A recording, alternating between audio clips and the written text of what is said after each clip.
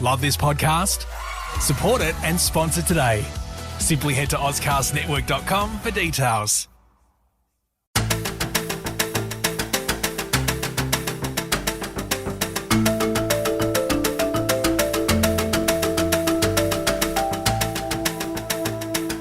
It can be lonely at the top. We all know what it's like to lead and own a business and wanting to scale, but finding yourself at a glass ceiling.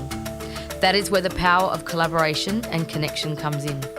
Hi, I'm Natasha Milani. I'm an expert at helping businesses and business owners harness the power of collaboration to connect, scale and grow. I am passionate about collaboration. I believe that no one executes alone. We all do better when we do it together. Welcome to this Power of Collaboration podcast. It's wonderful to have you here. I hope you get the inspiration and information you need to harness the power of collaboration to break through your glass ceilings. Today, we're talking to Michael Masterson from Everedge and from New Zealand. Welcome. Well, technically from Melbourne, via New Zealand. Originally from Melbourne. Yeah. But just out of interest, you've come across from New Zealand today, and welcome to Adelaide. Yeah, no, thank you. It's great to be back here. So it literally feels like my second home. So I love Adelaide. Well, I love hearing you say that because we love having you here. So, Michael, let's just tell everyone a little bit about who is Michael, a bit of your background. Yeah, accidental startup founder. Back in 1990, 6 of us essentially took a company from that to just under 8,000 people. So we scaled that from Melbourne in Carlton Square South. And it was just like being on a rocket ride that I didn't realise at the time because I just thought that was normal. I thought that's kind of what you did. And it really plays to what your opening was, Tash, in that it was all about collaboration. So, yeah, we were incredibly lucky. We developed this incredible culture that was just, at the time, I didn't quite appreciate it, even though, I'd kind of studied organizational psychology and, that was my plan. I was going to become an org psychologist and then join this startup by accident and never finished my my graduate diploma of applied psych, which was my second degree. I got halfway through that and took a leave of absence, which one day hopefully I'll get back and do. And yeah, for the next 14 years was traveling the world, growing that business. We got acquired by a company called Omnicom out in New York, which is a $40 billion company. And at 23, I was reporting to New York and I literally had no idea what I was doing. I still don't, just quietly. Don't tell anyone. And yeah, it's just been an absolute rocket ship of a ride. And did a couple of turnarounds, one in freight and logistics, another one in FMCG. Both companies, according to their numbers, looked great, but weren't. And, not just culturally, they were really struggling, but also it was the things that weren't in their financials that identified there was some pretty major problems. One was 6 weeks from running out of cash. And, I went from being someone who grew companies to all of a sudden having to turn around a company. And I can tell you, it's a completely different skill set. When you're growing a company, you often are generating, exponential amounts of revenue and profit. And it's really easy to create a great culture when you've got cash. But when you've got no cash and you're trying to save the company, it's really hard to keep it fun. So, I learned some pretty clever ways of building that collaboration, which not just obviously at a senior exec level, but, the guys in the warehouse, getting them actually working together and understanding, why do I come to work? Why do I work hard rather than just slacking off? And that ultimately comes down to collaboration. And it's having that sense of purpose and making sure that everyone understands what that is. And then, 30-odd scale-ups. I've done everything from healthy vending machines. We were one of the first promotional text messaging companies. We launched one of the first comparator websites for insurance and things. There's not much I haven't done. And I think that's probably part of my challenge is that, I don't like to say no to people. And that's now led, to me sitting on a number of private and public boards, including Cure Brain Cancer, which is just, a tremendous organisation, which I'm very lucky to be involved with. And then, Everedge, which again, when I joined, I think it was, 5 people. And we're now heading towards 50 and we don't really have a competitor globally. We get to work with some incredible clients, especially here in Adelaide.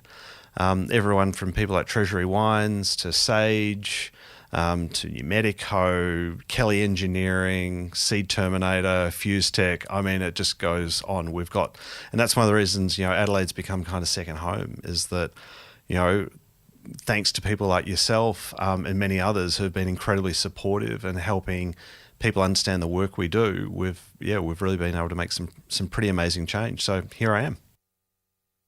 I mean, there's so much I'm going to unpack a bit more in that, but I'm pleased to hear you say that. I almost think fuel, if you don't know everything, I feel much better. That's great. There's so much more for us both to learn together in life. One of the things I learnt, Tash, is working out your level of incompetence. And I was lucky enough to work that out very early. When you become CEO of a company at 23 and everyone's looking to you to have the answers, and you realise you have no answers. In fact, you're not even sure what the question is. And often you are making it up, but you're doing it instinctively. And one of the things I think I naturally did, and I remember, I call this a trick. It wasn't a trick. It was actually quite clever, is always ask your team what the answer is before you propose your answer. And the lesson behind that is if they've got a much better answer than you do, you shut up and use theirs and go with it. And if you happen to have a better one, then quite often you find it's accretive. In other words, you're building on what they've fed back to you. And that to me is, collaboration to me equals GSD, get shit done. Because you normally can't get shit done unless you're collaborating. I don't think there's many things you can do in life by yourself. Maybe if you're a 100-meter sprinter, yeah. But, even then, you need great coaches and advisors around you. Absolutely. So now let's just talk about Everedge for a little bit in terms of Everedge being an intangible asset specialist. I love delving into this because street talk, we know what intangible assets are, don't we? Bit of IP, brand, etc. Can you just share what that means to you in the context of Everedge? Yeah, I think we're getting better at helping not just other people understand what we do, but ourselves understand what we do. And I was talking to someone this morning, and you've really got to look at it in the literal sense. So we're not talking about the accounting treatment of intangible assets, which in many regards is bringing assets onto the balance sheet, writing them down, mostly for tax purposes. So it's an accounting treatment. We're not talking about that. We are taking the literal interpretation. So it's intangible, so it's non-physical. So you can't kick it with your toe. If you can kick it with your toe, we typically ignore that. So we're only looking at the things you can't kick with your toe. And the second aspect is assets. So what is an asset? And quite often the mistake we find people and companies and organisations make is they say, but it's not worth anything to me. But it could be worth something to someone else. And this was something that we worked with Treasury Wine on. They were about to do a deal with an early stage startup, and they really wanted Treasury's growing data. And of course, to Treasury, that's just operational data. It's not seen as valuable. And luckily enough, we got to meet Treasury, and they said, look, is this data valuable? And we said, yeah, it could be. So anyway, we valued it, but we valued it in the context of what it was worth to the external party. And it was really valuable, in fact, incredibly valuable. And so that changed the nature of the deal. So and what Treasury were able to do was incorporate the value of that into the negotiations with the external party. And, in Treasury's case, they told us that generated a 1,200% return on investment for them. So it's non-physical, and it's worth something either to you or, more importantly, to someone else. And so, therefore, intangible assets. We've been at this now for, 14 years. And the other thing, too, is that, you can kind of insert intangible assets for all of these other sayings.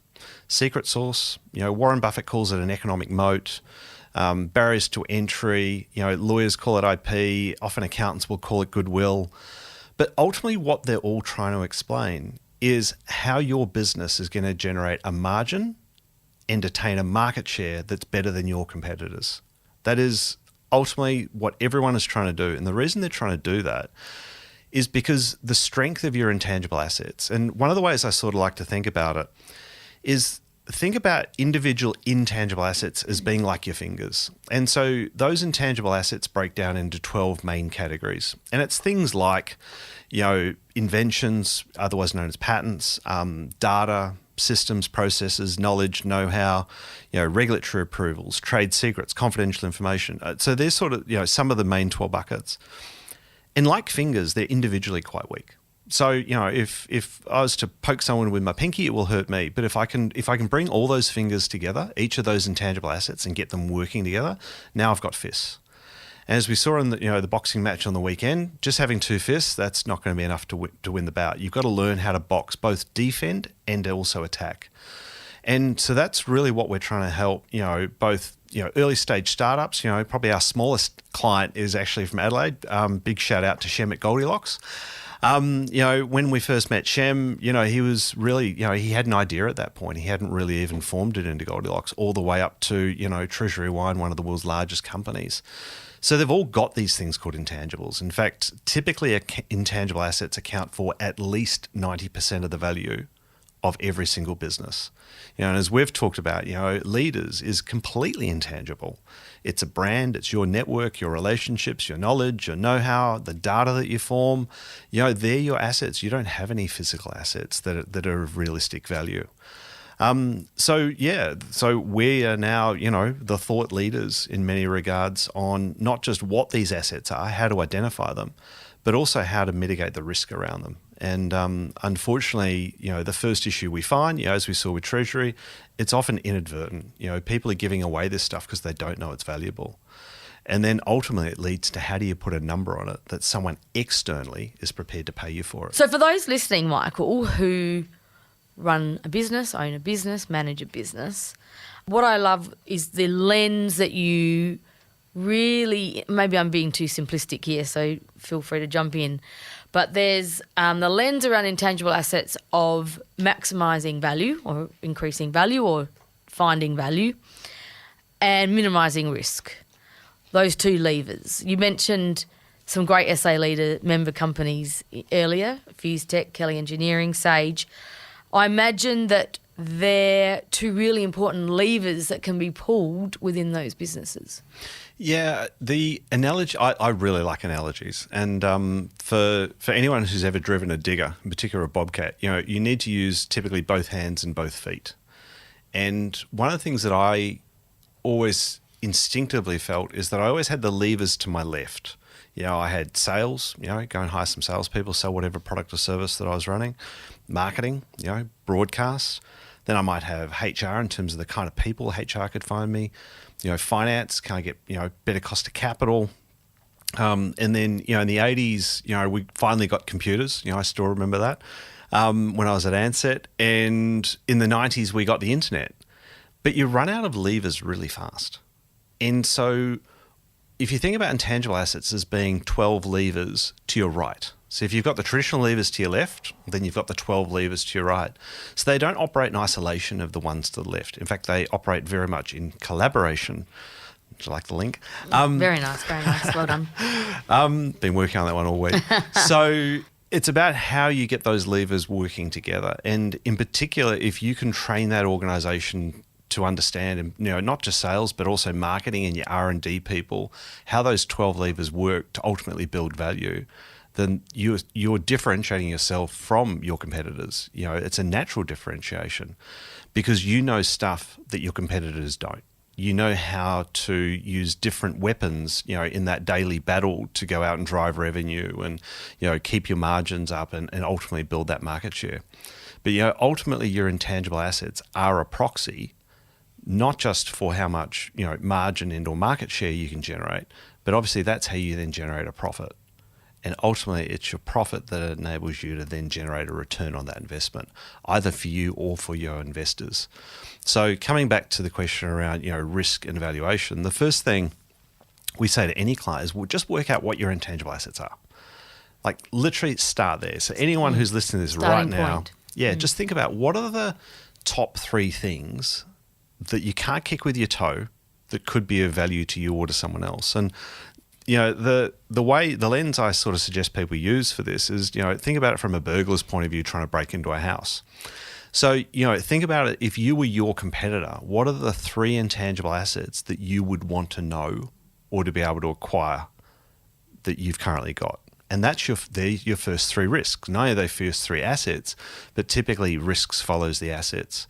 So for example, if it's a key trade secret or a key supplier that you've got that no one else knows about, then again, make sure you make it really hard for anyone else to find that out. And a bit like your house, there's an acceptable level of risk, but the first thing you've got to do is understand that there is a risk and then work out whether that's acceptable. And that's why obviously, we have windows in our houses, rather than, we live in these iron boxes, because we're prepared to accept a risk that a burglar will smash a window to get into our house.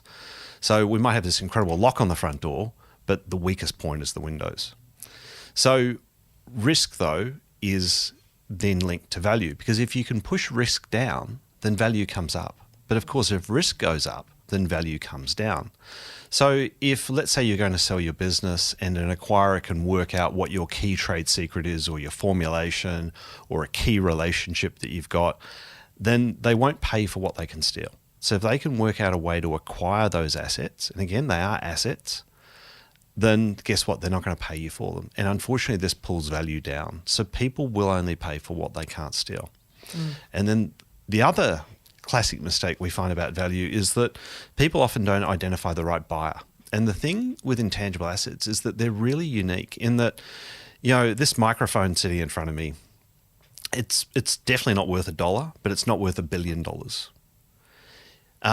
And that's because it can't scale exponentially. This microphone can only be used 24/7. You can't use it any more than that.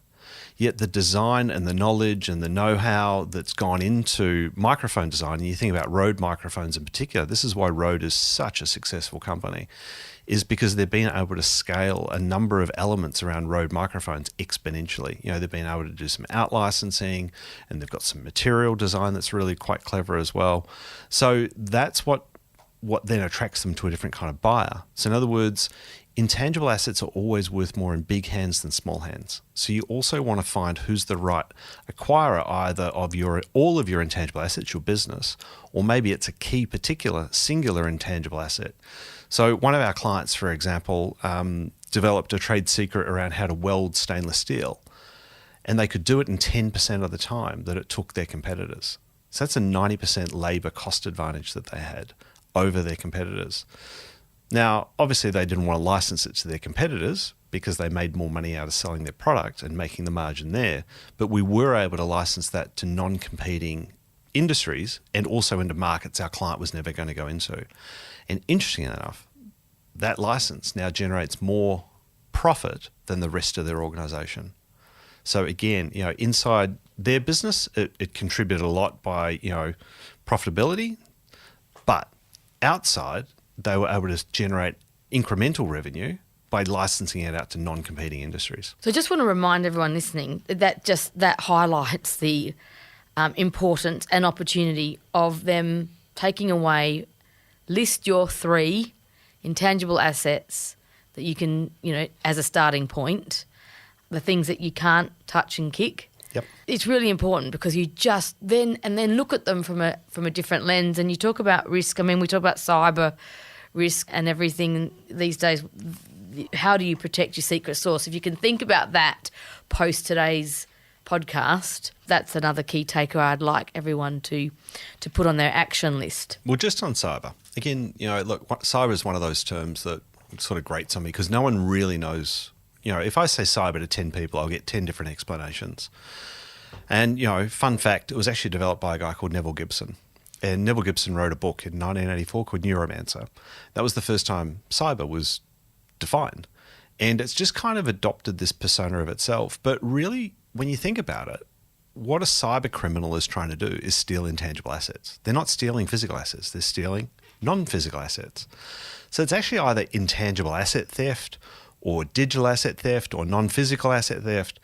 And when again, one of the things I think people do is they overcomplicate most things. And that's one of the reasons why we pretty much try and stop our clients talking about IP.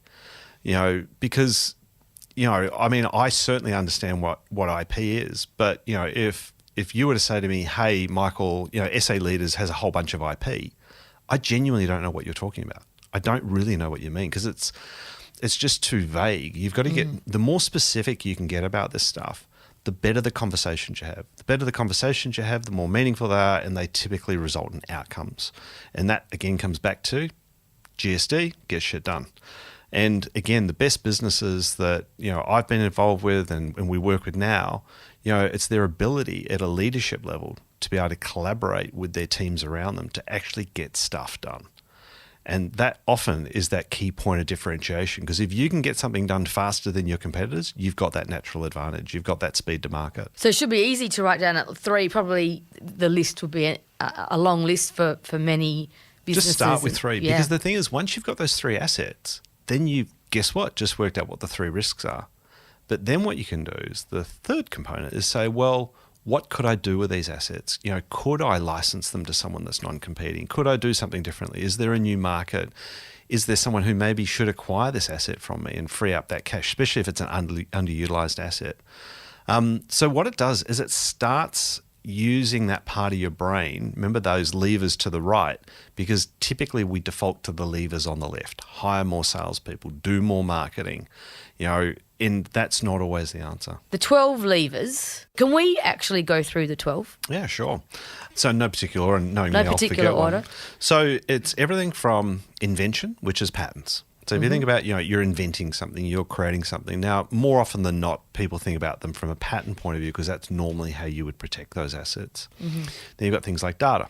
So, and that's not just, binary data, but it could be metadata, big data, customer data, might be insights. You've got confidential information and trade secrets. So in other words, how you do what you do, why you do what you do. Things like, the way you price things is quite critical there.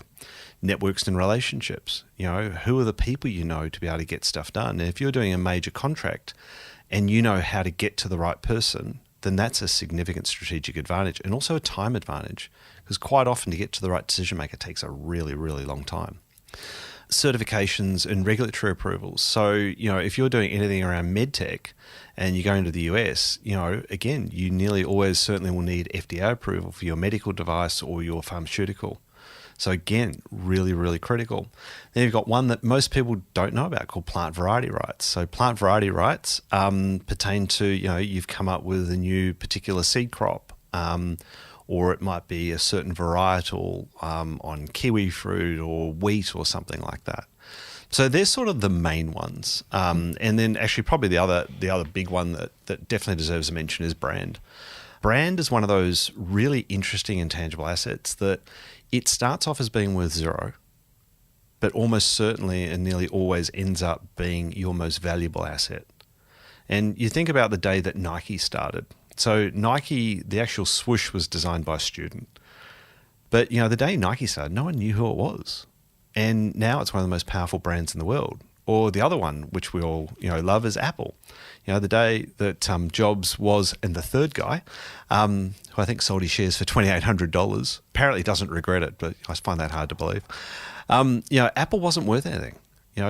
Who would call a computer Apple? In fact, it was probably seen as a bit of a silly idea. But now it's probably the most powerful brand in the world. And, one of the newcomers to the brand race being Tesla. I think, what Tesla have done around their brand is phenomenal. Their market cap is now worth more than I think the 3 biggest car companies combined.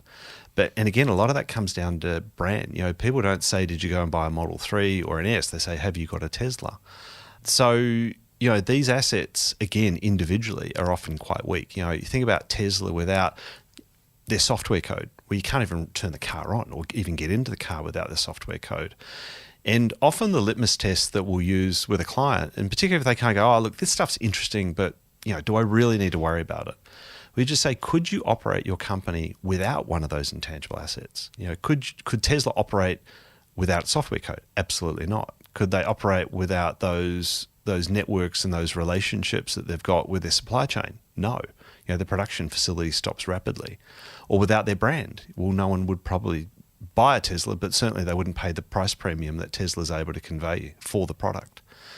So again, it's a really good test. If you want to see whether this stuff's valuable, just try not operating with your software code for a day or your CRM. And yeah, it's going to be a short day. And you mentioned earlier you took a startup to 8,000 people and your background in organisational psychology, the culture, that's an intangible asset. Yeah. And also just share an insight into how what you've seen good examples of good culture might be that 8,000 people. Yeah, well, look, it's something that I'm a little bit embarrassed to admit, obviously just to you.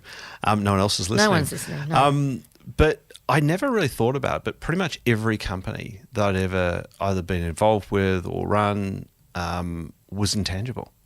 And, we had desks, chairs, computers, but that wasn't the value. The reason we got to 8,000 people is because the culture is really a good way of encapsulating a lot of those intangible assets, a lot of those systems and processes and knowledge. We were really able to utilize that to have an attrition rate. Our industry, the attrition rate was 100% per annum. Ours was 2% per annum. We were 20%. What industry was it? We literally created the concept of a contact center. So this wasn't telemarketing, but this was an actual contact center. And we were essentially born out of Ansett. So Ansett was our first client. In fact, I spent a number of years actually at Ansett. And we kind of took the whole idea of telemarketing or a reception or a reservation center and said, how do we essentially turn this into a career? And that was a really big thing back then because people didn't think it could be a career. And our clients were people like Ericsson, Telstra, Medibank Private. I mean, it was like a who's who list. And not only did we do the contact centers for these organizations like Flybuys, I was literally there at the start of Flybuys, when I think I was the fourth person to find out about it. But we also developed telephone-based account management. So we were managing, Ansett's and Ericsson and ExxonMobil's corporate accounts. Rather than having, an account manager going out in their car on the road, we were doing that by phone. Now, again, that was a system, it was a process, it was knowledge, it was know-how. We were using the client's brand. We had incredibly well-trained people that were very professional. We protected that brand. So, we hired and ran all the door-to-door salespeople for people like Foxtel. And again, they were branded. They were those, the Taragos that you see driving around, with Foxtel on them, with 8 people in the car. And they would go out and literally knock on people's doors and say, hey, do you want to buy Foxtel? But again, it was very, very protective of the brand.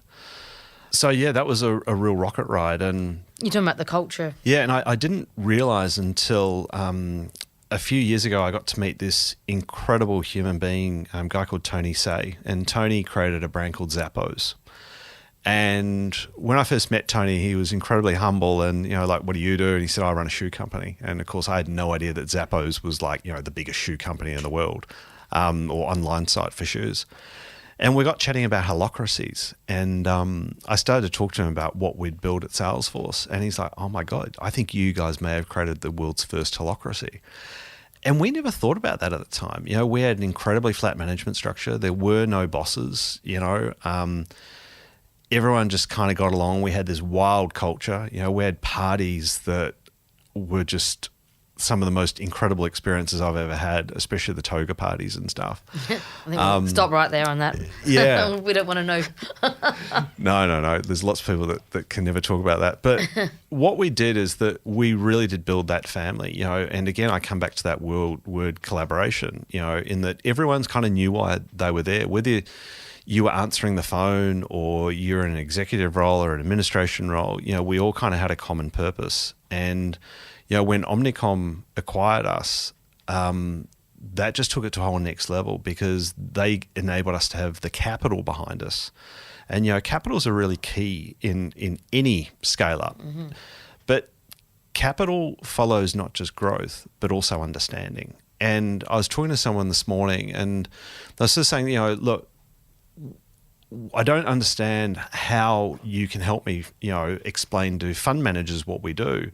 But the thing is that most people still make decisions 98% emotionally. You use 2% of logic to explain, to justify the 98% emotion.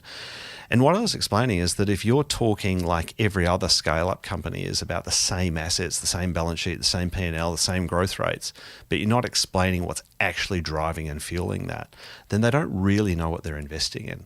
That you're just another brand with another P&L. And yeah, your numbers might be slightly better, so maybe they'll go with you. But often it comes down to, and you often hear investors say, I back the jockey, not the horse. But, having had a bit to do with horses, if you look at a horse side on, it looks like it's got 2 legs. And you assume that the other two legs are on the same side. And we often see, in particular, investors doing this. They're only looking at it from the horse side on because they're really focused on the jockey. But as we know, if you walk around the other side of the horse, there might not be another two legs. And the thing I can assure you of is no two-legged horse is ever going to win a race. And so it's really critical to, again, understand what actually makes that horse what it is. And yeah, you need a great jockey. In fact, you need a whole bunch of things going right. And, typically a lot of luck. And, when we did Salesforce, we were in the right place at the right time with the right idea. And as a team, we executed brilliantly. And we learnt from our mistakes really, really fast. And we were making mistakes on a daily basis. And one of the things that made our culture incredibly special is that we really had this culture where failure was okay, as long as you didn't blow the company up in the process, because we were literally making stuff up on the fly. We were doing things that no one else was doing. We were putting cafes into our buildings and we were taking old warehouses. You've got to remember, this was 1990 that we were doing this. And I remember going to Google, and Google only started doing that stuff in the early 2000s. They were 10, 15 years behind us. And I never actually thought about that. It was quite pioneering, but this nature of a holacracy where everyone felt that they could contribute and that they had that voice. And more importantly, that we as the leadership team were listening and actually taking that on board and encouraging that culture of dissonance. We encourage people to say, hey, look, that's not right, or we can do better, or there's a better idea. And that's really hard because I think a lot of people confuse management with leadership. And leadership is often doing the very unpopular things. Management's typically trying to find the popular, And one of the best definitions I've ever heard of innovation, or invention is probably even the better word, it's going where the crowd aren't, but are going to be. And, the best visual example, if you're in front of your computer right now, is go Google this. And it's crazy guy dancing at a music festival. Mm. And if you've seen it, it starts off with this guy dancing a bit like a bad version of Peter Garrett. And the people videoing him are really criticizing him. This guy's an idiot and he doesn't know what he's doing, how stupid, blah, blah, blah. And then next thing, this very large guy comes and starts dancing with him. And again, they're ridiculing him. Let's call him employee number one. And within, I think it's a minute and 40 seconds, there's 80 people I've counted in the video dancing with this guy. And what's funny is the people videoing it are now all of a sudden going, oh, wow, isn't this cool? And it's amazing. And that's like doing any sort of startup is. You start off being the crazy person. You convince someone else to be crazy with you. Then you convince more people to be crazy. And then next thing we had 8,000 people. And that's collaboration. Positive and negative collaboration. What does that mean for you? Yeah, look, positive collaboration. This sort of comes back to, I'm going to try and link this in, Natasha, to my psych degree. But, one of the things I learned in organizational psychology is that there's two kinds of stress. And we only think about one form of stress, which is distress. So we think about stress in the negative.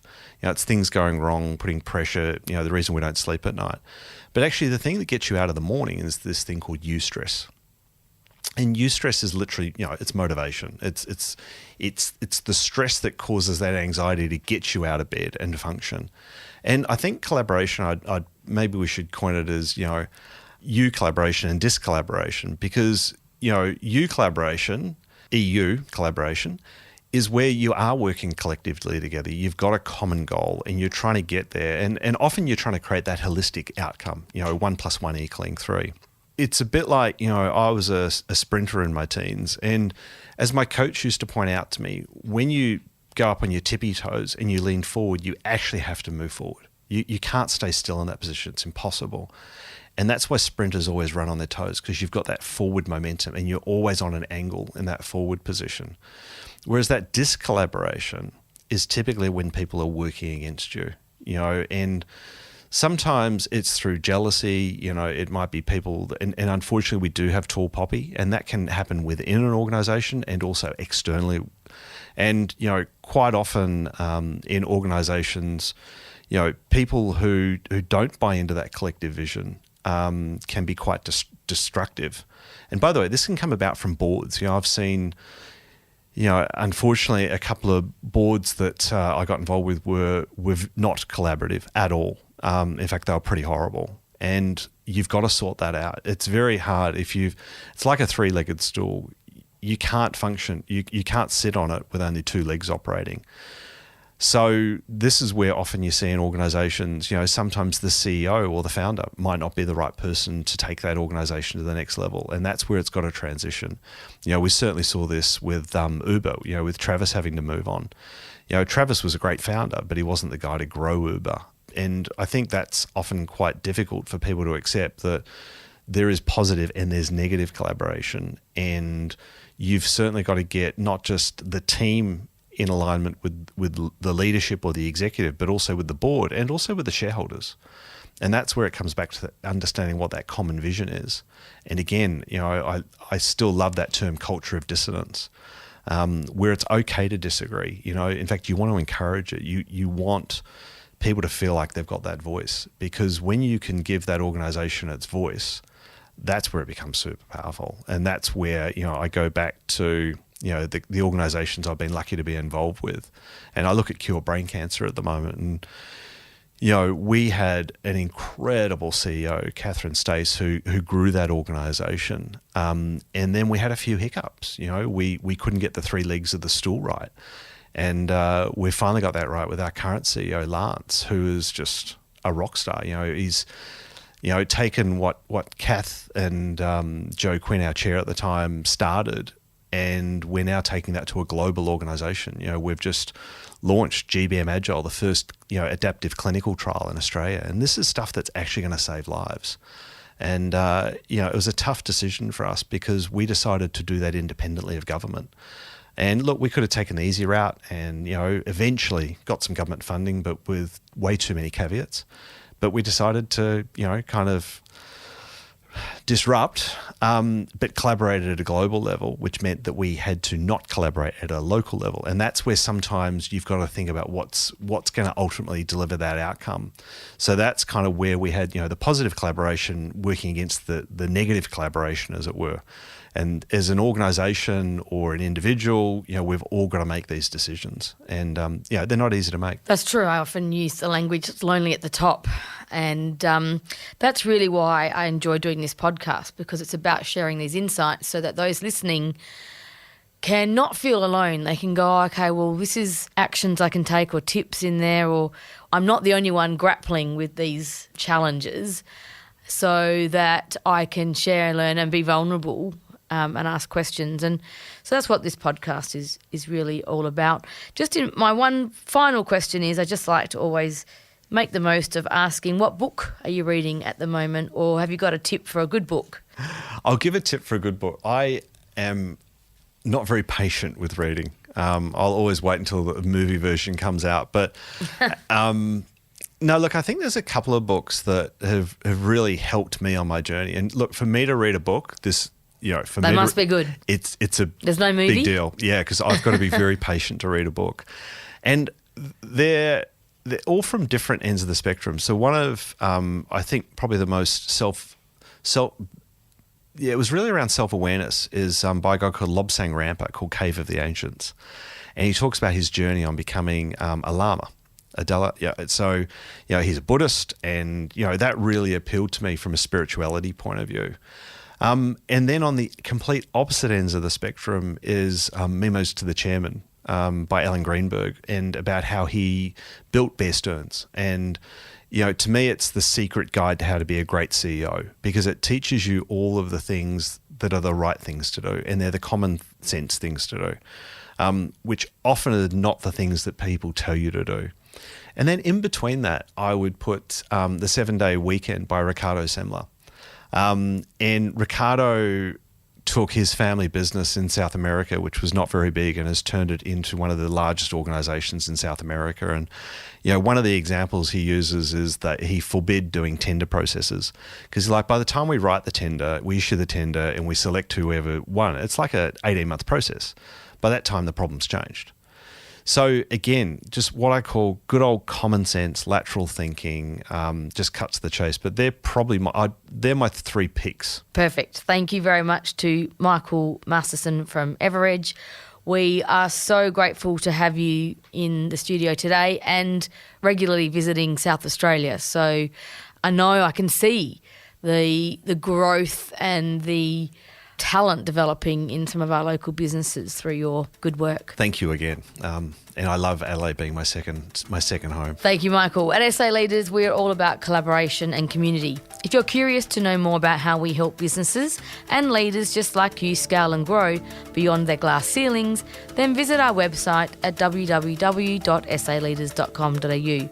And please don't forget to subscribe, share this podcast with your network, and write a review if you really enjoyed it. This has been an Audiosity production. I'm Natasha Milani, and I look forward to chatting with you next time. Happy connecting.